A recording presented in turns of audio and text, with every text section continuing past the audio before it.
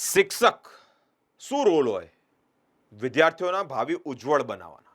મિત્રો, એક એવો કિસ્સો સામે આવ્યો છે કે સમગ્ર શિક્ષણ જગતમાં શર્મસાર કરે તેવો કિસ્સો, સામૂહિક ચોરીનો કિસ્સો. અને એ ચોરી કરવામાં આવી છે એક શિક્ષક દ્વારા.